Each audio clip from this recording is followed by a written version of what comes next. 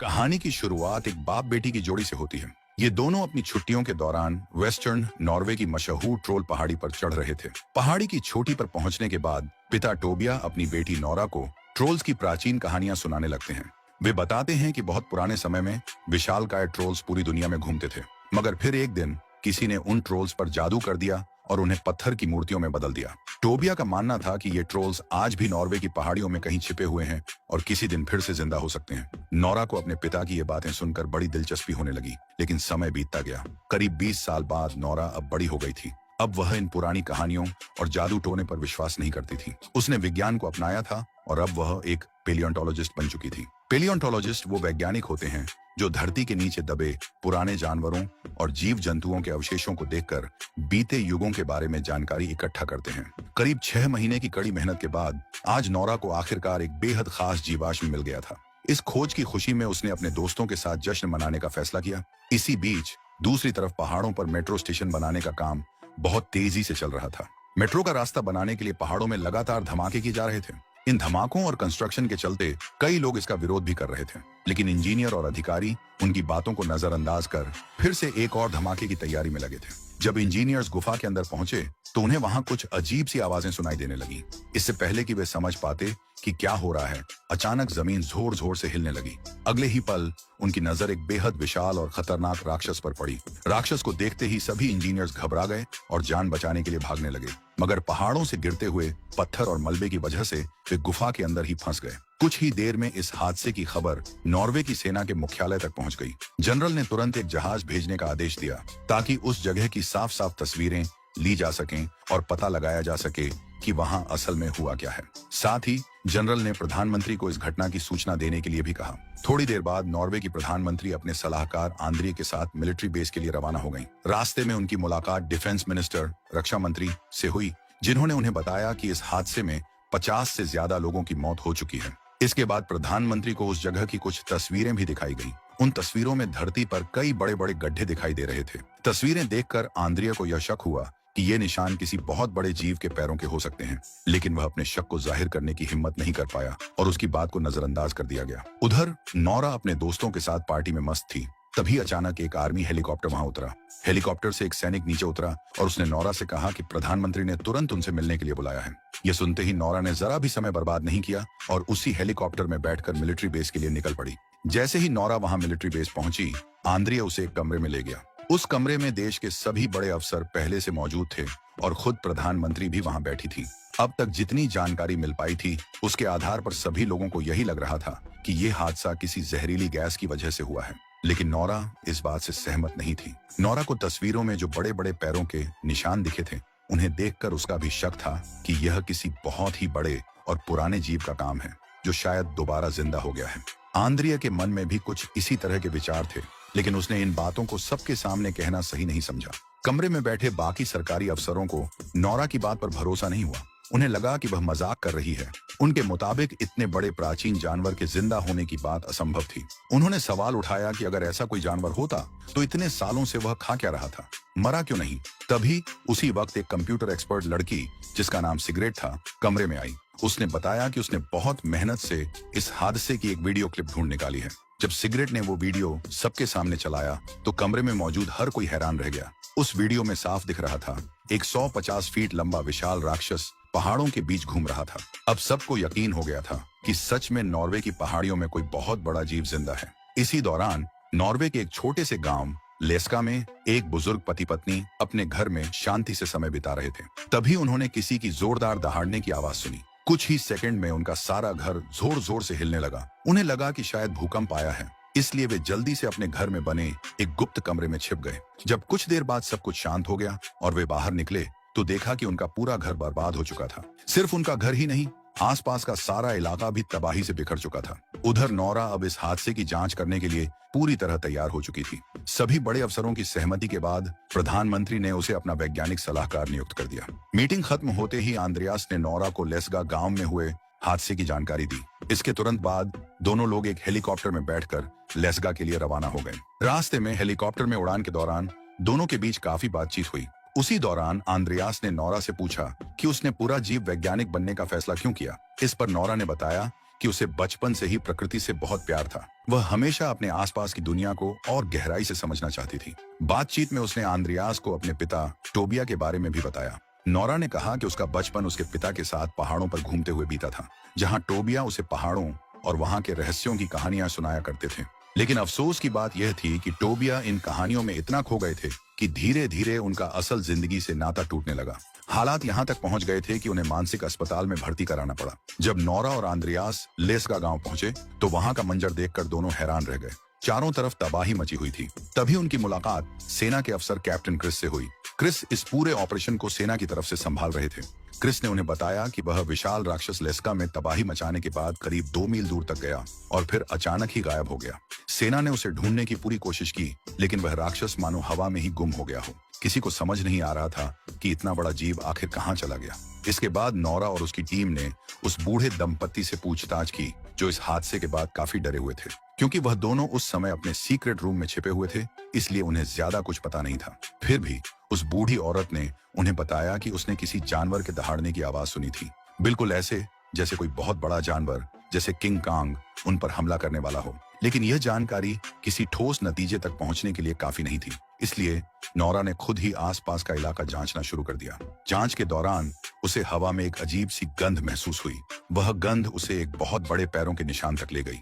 Nora ने तुरंत उस निशान की जांच शुरू कर दी, लेकिन उसने लाख कोशिशों के बावजूद भी वहां से कोई ऐसा जैविक सबूत नहीं पाया जिससे वह उस विशालकाय जीव के बारे में और पता लगा सके। अब उनके पास कोई और रास्ता नहीं बचा था, इसलिए नोरा ने आखिरकार अपने पिता टोबिया से मदद लेने का फैसला किया। टोबिया उस समय नॉर्वे के एक दूर दराज के पहाड़ पर रहते थे। नोरा, आंद्रियास और कैप्टन क्रिस ने जल्दी वहां पहुंचने के लिए हेलीकॉप्टर का सहारा लिया। जैसे ही वे लोग टोबिया के घर पहुंचे, टोबिया ने उन पर बंदूक तान दी, लेकिन जैसे ही उसने अपनी बेटी नोरा को देखा, वह तुरंत शांत हो गया और बंदूक नीचे रख दी। इसके बाद टोबिया ने सभी को अपने घर के अंदर बुला लिया। इतने सालों बाद भी टोबिया ट्रोल्स पर रिसर्च कर रहा था। जब नोरा और उसकी टीम ने टोबिया को उस राक्षस का वीडियो दिखाया तो वह हैरान रह गया और बस एक ही बात बोली, वो आ गए हैं। लेकिन नोरा को अब भी कुछ समझ नहीं आ रहा था, इसलिए उसने अपने पिता से इस बारे में कोई वैज्ञानिक जवाब मांगा ताकि वे लोग इससे बचने का कोई रास्ता ढूंढ सकें। पर टोबिया अपने पुराने रिसर्च पर अड़ा रहा। उसके मुताबिक ट्रोल्स नॉर्वे से इसीलिए गायब हो गए थे क्योंकि यहाँ के सभी लोगों ने ईसाई धर्म अपना लिया था। टोबिया ने यह भी बताया कि वह इस रहस्य का सच कई साल पहले ही दुनिया को बताने वाला था, लेकिन उसे पागल कहकर मानसिक अस्पताल में डाल दिया गया। इसके बाद टोबिया ने अपना बैग उठाया और सबको एक खास जगह पर ले चलने को कहा। वे लोग फिर से हेलीकॉप्टर में सवार हुए और थोड़ी देर उड़ने के बाद उस जगह पर पहुंच गए जिसके बारे में टोबिया ने बताया था। जैसे ही वे वहां उतरे, टोबिया ने तुरंत उस इलाके की जांच शुरू कर दी, लेकिन कुछ देर तक इधर उधर देखने के बाद उसे एहसास हुआ कि वह जगह अब पहले जैसी नहीं रही। सब कुछ पूरी तरह बदल चुका था। उधर दूसरी तरफ नोरा को एक बार फिर से वही अजीब सी खुशबू महसूस हुई जिसे उसने हाइपर नेचर नाम दिया था। नोरा इस महक को समझने की कोशिश ही कर रही थी कि तभी उसकी नजर पास ही मौजूद एक बहुत बड़े जीव पर पड़ी। यह कोई और नहीं बल्कि वही ट्रोल था जिसने खुद को आसपास के इलाके में छुपा रखा था। लेकिन किस्मत अच्छी थी, सभी लोग समय रहते हेलीकॉप्टर में बैठकर वहां से सुरक्षित निकल गए। जैसे ही वे लोग एक सुरक्षित जगह पहुंचे, उन्होंने इंटरनेट के जरिए उस ट्रोल की तस्वीरें और वीडियो सरकार तक भेज दी। इतने बड़े ट्रोल को देखकर सभी सरकारी अधिकारी हैरान रह गए। अब जब सबको ट्रोल्स की असलियत पर भरोसा हो गया था, तो नॉर्वे की प्रधानमंत्री ने तुरंत ट्रोल्स के खिलाफ एक सैन्य ऑपरेशन शुरू करने का फैसला किया। इस ऑपरेशन की जिम्मेदारी कैप्टन क्रिस को दी गई। प्रधानमंत्री का आदेश मिलते ही फौज ने तुरंत उस ट्रोल को रोकने के लिए हमला शुरू कर दिया। उन्होंने अपनी सबसे खतरनाक मिसाइलों और हथियारों का इस्तेमाल किया, लेकिन ट्रोल पर इनका कोई असर नहीं हुआ। वह हर हमले को आसानी से झेल रहा था। तभी ट्रोल ने गुस्से में आकर एक सैनिक को पकड़ लिया और उसे खा गया। यह देखकर टोबिया उसे शांत करने के लिए खुद उसके सामने चला गया। शुरुआत में ट्रोल टोबिया की बातों को ध्यान से सुन भी रहा था, लेकिन तभी फौज की बाकी यूनिट्स ने एक बार फिर से उस पर हमला कर दिया। यह देखकर ट्रोल बहुत गुस्सा हो गया और जैसे ही वह पलटा, उसकी भारी पूंछ सीधे टोबिया से टकरा गई। टोबिया बुरी तरह से घायल हो गया। यह देख नोरा तुरंत अपने पिता के पास भागी, लेकिन टोबिया ने कुछ कहने की कोशिश की और उसके कुछ बोलने से पहले ही उसने दम तोड़ दिया। उसी रात नोरा अपने पिता की डायरी को रोते हुए पढ़ रही थी। ताकि वह किसी तरह से ट्रोल्स को रोकने का तरीका खोज सके। कई घंटे तक डायरी पढ़ने के बाद नोरा को एक अहम बात पता चली। उसे मालूम हुआ कि ट्रोल्स अक्सर चर्चों को नष्ट कर देते थे क्योंकि उन्हें चर्च की घंटियों की आवाज बिल्कुल पसंद नहीं थी। यह बात जानकर नोरा ने तुरंत अपना प्लान सभी सरकारी अधिकारियों के सामने रखा, लेकिन शुरू में सबने उसकी बातों को मजाक समझा और उसे पागल कहा।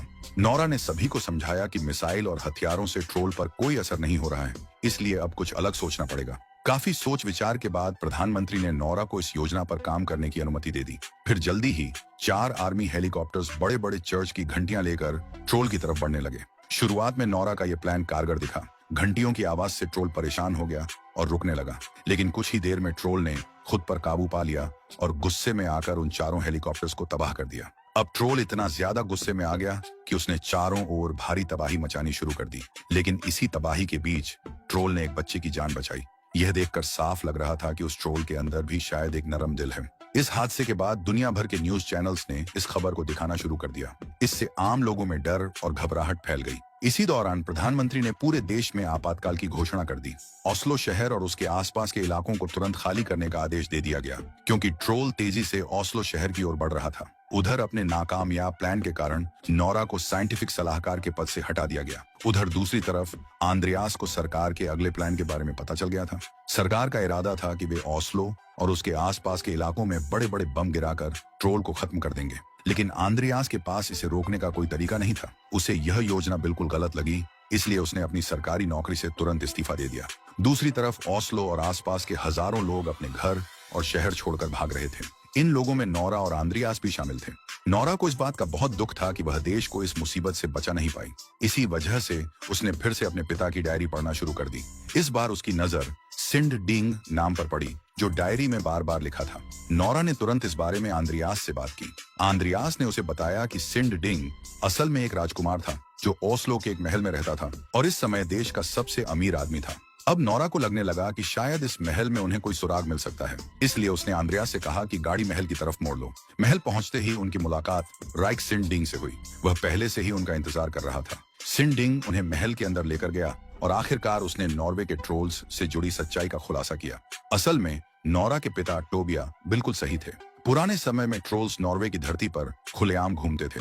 इसके बाद सिंड डिंग उन्हें एक गुप्त गुफा में ले गया जो महल के नीचे थी। वहां उसने बताया कि असल में उसने ही टोबिया की जिंदगी बर्बाद कर दी थी ताकि ट्रोल्स की सच्चाई दुनिया को न पता चल सके। जब टोबिया इस राज के बहुत करीब पहुंच गया था तो सिंड डिंग ने ही उसे पागल खाने भिजवा दिया था। उस गुफा में महल के नीचे ट्रोल्स के कंकाल दबे हुए थे जिन्हें सिंड डिंग ने सालों तक सबकी नजरों से छुपा कर रखा था। यह महल असल में ट्रोल किंग की गुफा के ऊपर बनाया गया था। पुराने जमाने में जब ईसाई धर्म के लोगों ने ट्रोल किंग और उसके परिवार को खत्म कर दिया था, तब से यह गुफा छुपी हुई थी। असल में अब जो ट्रोल पूरे देश में तबाही मचा रहा था वह कोई और नहीं बल्कि वही ट्रोल किंग था। वह सिर्फ अपने घर लौटने की कोशिश कर रहा था। इसके बाद सिंड डिंग ने उन्हें बताया कि ट्रोल्स के लिए उनका परिवार सबसे जरूरी होता है। पुराने समय में जब नॉर्वे में ईसाई धर्म को फैलाया जा रहा था तब ट्रोल किंग और उसके परिवार को जबरदस्ती पहाड़ों में भेज दिया गया था। अब बम धमाकों की वजह से ट्रोल किंग वापस आ गया है और वो ओस्लो शहर सिर्फ अपने परिवार से मिलने के लिए आ रहा है। लेकिन नोरा और आंद्रियास तब बहुत हैरान हो गए जब उन्हें पता चला कि उनके सामने पड़े हुए कंकाल असल में ट्रोल किंग के परिवार के ही हैं। जैसे ही नोरा ने उन कंकालों पर यूवी लाइट डाली तो उनकी हड्डियां पिघलने लगी। इसका मतलब यह था कि ट्रोल्स यूवी लाइट को सहन नहीं कर सकते। इसके बाद नोरा ने सिंडिंग से उसकी सबसे बड़ी गाड़ी मांगी। सिंडिंग ने रानी का सबसे पसंदीदा ट्रक उसे दे दिया। फिर नोरा ने कैप्टन क्रिस को फोन कर पूरा प्लान बताया। उनका इरादा था कि वे ट्रोल किंग को एक जाल में फंसाकर उस पर यूवी लाइट से हमला करेंगे। इसके लिए उन्हें बड़ी बड़ी यूवी लाइट्स की जरूरत थी। उधर आंद्रियास ने अपनी हैकर दोस्त सिगरेट को फोन करके कहा कि किसी भी तरह से ओस्लो पर होने वाले बम धमाकों को रोक दो। किस्मत से सिगरेट बहुत तेज हैकर थी। उसने चुपचाप मिसाइल लॉन्च होने से पहले ही सिस्टम को हैक कर दिया और बम फायर होने से रोक दिए। इधर नोरा और आंद्रियास ट्रक में ट्रोल किंग के बच्चे की खोपड़ी लेकर घूम रहे थे ताकि ट्रोल किंग का ध्यान खींच सकें। असल में वे उसे यूवी लाइट वाले जाल तक लाना चाहते थे। जैसे ही ट्रोल किंग ने उस खोपड़ी को तोड़ा, उसे समझ आ गया कि अब उसका कोई भी परिवार नहीं बचा है। यह देखकर वह और ज्यादा गुस्से में आ गया। वहीं मिलिट्री बेस में सिगरेट को हैकिंग करते हुए रंगे हाथ पकड़ लिया गया, लेकिन जनरल ने उसकी बात समझते हुए बम धमाकों के प्लान को रद्द कर दिया क्योंकि अभी भी वहां कई आम लोग मौजूद थे जो धमाकों में मारे जा सकते थे। उधर नोरा और आंद्रियास किसी तरह ट्रोल किंग को लाइट ट्रैप तक लाने में कामयाब हो गए। जैसे ही ट्रोल किंग वहां पहुंचा कैप्टन क्रिस और उसकी टीम ने एक साथ सारी यूवी लाइट्स चालू कर दी। उनका प्लान सफल हो गया क्योंकि ट्रोल किंग जलने लगा। लेकिन ट्रोल किंग को इस तरह तड़पते देख अचानक नोरा का दिल पसीज गया। उसने धीरे धीरे सारी यूवी लाइट्स बंद कर दी क्योंकि वह उसकी जान बचाना चाहती थी। मगर तब तक बहुत देर हो चुकी थी। सूरज निकल आया था। सूरज की रोशनी पड़ते ही ट्रोल किंग कमजोर होकर जमीन पर गिर पड़ा और एक पत्थर में बदल गया। जहां बाकी लोग जश्न मना रहे थे, वहीं नोरा और आंद्रियास के मन में अब भी चिंता थी कि क्या और ट्रोल्स कहीं छुपे तो नहीं है। तभी प्राइम मिनिस्टर वहां आई।